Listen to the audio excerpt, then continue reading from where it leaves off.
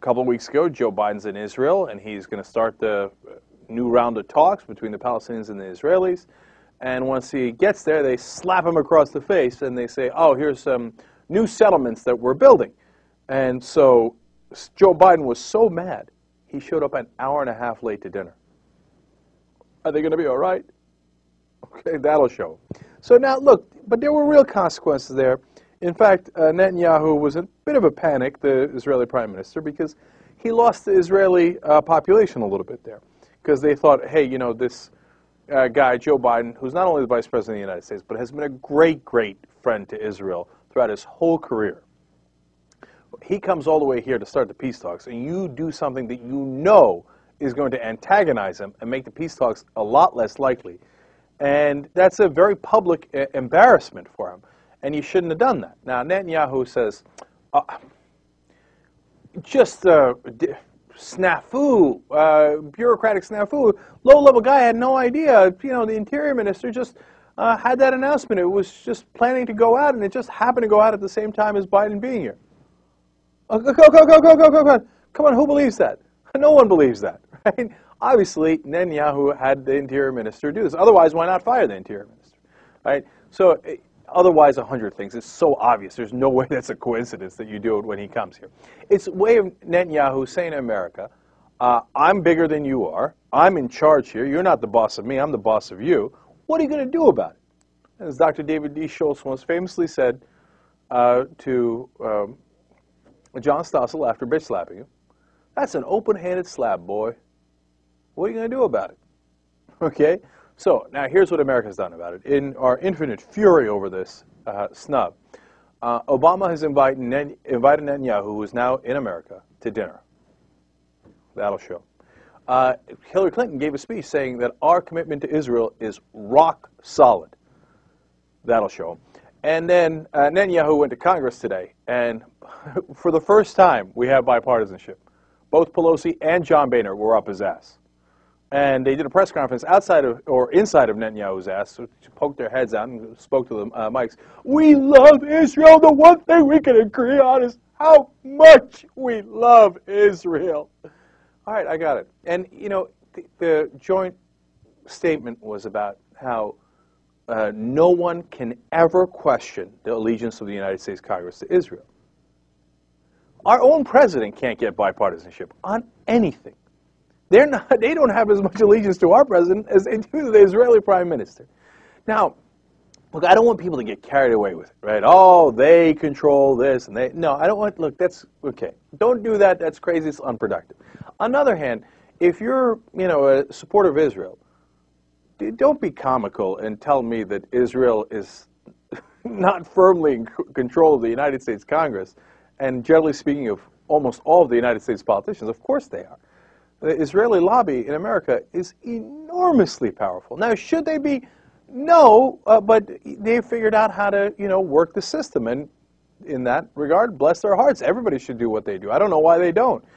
We had a reporter on from The Nation, Ari Berman, to talk about what AIPAC does to control the politicians. It's not, they don't have much more money. There is no secret conspiracy or anything like that. They just concentrate their money on specific races. So if a congressman speaks out against Israel, they come for him, okay? Within the normal, out in the open way, well, as any lobby would. Except what they do is they concentrate all their money in that particular district, and they say, we're coming to get you. And you done get got. And what that does to American politicians, which are incredibly easy to buy and incredibly easy to frighten, is it scares the living daylights out of them. And it goes, okay, don't come to get me. Don't come to get me. I'm a friend of Israel. What are you talking about? Oh, nobody's a bigger friend of Israel than I am. No. I'm the bigger friend. No, I'm the bigger friend. And that's the fight that the Republicans and Democrats have. It's silly. So, and then every once in a while you dole out a couple of bucks to these guys. They're so cheap. I mean, for $2,500 you can buy a U.S. politician. I don't know why all the lobbies don't do this. So the AIPAC has been effective because they had a smart lobbying strategy. Nothing more, nothing less, okay? But now it worked, so right now, when Pelosi and Boehner get together and they say, under no conditions will we ever do anything that the right-wing government of Israel doesn't agree to. So then you've totally taken away the power from Obama, even if he wanted to act tough. Even if he didn't want to invite Netanyahu to dinner, it's a closed dinner. So Obama might give him a stern talking to, like he did with the banks and the drug companies and the insurance companies. Ooh, Netanyahu, I'm sure, is really scared. And in the end of the day, what's going to happen is Netanyahu's going to win because he has more political clout here than Obama does. That is a rock-solid fact. And he will walk out, and he's already won. He already told Biden and Obama and Hillary Clinton, I'm going to keep building those settlements in East Jerusalem because I don't view it as East Jerusalem. I view it as Jerusalem, the capital of Israel. That is not part of the negotiations. Now, the Palestinians and the rest of the world and the United Nations and the United States think it is part of the negotiations and that it is occupied territory and it should go back to the Palestinians. But Netanyahu is saying, what are you going to do about it? I'm going to build those settlements and I'm going to annex East Jerusalem and it's going to be mine. And since I control your Congress and largely your administration, there's not a damn thing you can do about it. And he's largely right. So, all this, the rest of it is just theater. It's just people playing their roles. They'll talk a little tough, then they'll have dinners, and they'll have speeches, and they're looking to repair the relationship. They say both sides are working hard. Why is America working hard? Well, we didn't do anything wrong. We're trying to help Israel to do a peace deal, right? And then we get slapped in the face, and then we have to repair the relationship? Look, if this was a real relationship and Israel didn't hold all the power, America would sit back and go, I am the aggrieved one here, and I'm the one with all the money, and I'm the one that gives you $3 billion a year. So why don't you work really hard and desperately to repair the relationship instead of me doing something? But that's just not the current political power structure here. I can't believe more lobbyists don't buy these politicians as easily and effectively as AIPAC does. They've made an art out of it. They don't have more money. There is no conspiracy. It's so easy. It's like it makes me want to raise just a couple of nickels and a dime and then buy the politicians just as easily. They'll crawl up anybody's ass as long as you got enough money or you scare them enough. So in this case, it happens to be Israel.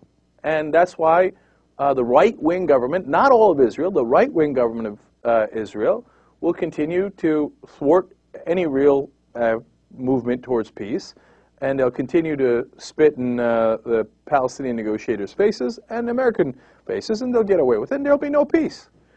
Because, what are the Palestinians going to agree to? They're just going to give up Jerusalem? They're not going to give up East Jerusalem. That's crazy talk. So, and then when what's happened to the Palestinians? Okay, so they got steamrolled. Now, by the way, a couple of days ago, 4 Palestinians shot and killed by Israelis in the West Bank. Okay, will there be any repercussions? Of course not. No, so they're dead, gone. Okay, there's a blockade of Gaza. Nothing can get in. So they have trouble getting food and medicine in. There's no economy. There's no trade. There's no nothing. So the people are growing hungry in Gaza. Their settlements are getting built in East Jerusalem. Now, if you're a friend of Israel, what do you think the Palestinians are going to do? I mean, you tell me. You tell me. What do you think they're going to do?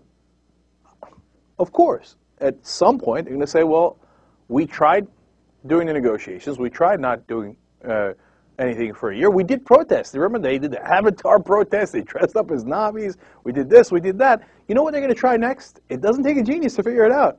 They're going to try violence next. And then when they do, we will be outraged. And everybody will say the old Condoleezza Rice line, no one could have seen it coming.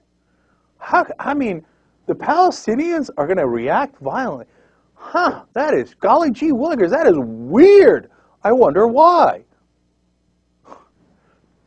Look, I'm on the side of trying to make sure that the Palestinians do not react violently, right? So, we say on the program all the time, every single time we talk about this issue, you've got to do it the way Gandhi did, the way Martin Luther King did, Nelson Mandela did. They were all effective. They all won. You do it through nonviolence. But they have been doing it through nonviolence for the last year, and what has it gotten them? Nothing. Nothing. So now, that doesn't mean it's not going to work. I would continue that path, and it will work. But I don't know if they're going to be as patient as I am, and I get the comfort of sitting on my couch in America being patient. Are they going to continue to be that patient, or are the forces of violence going to win that argument because Netanyahu and the right-wing government of Israel keep poking them?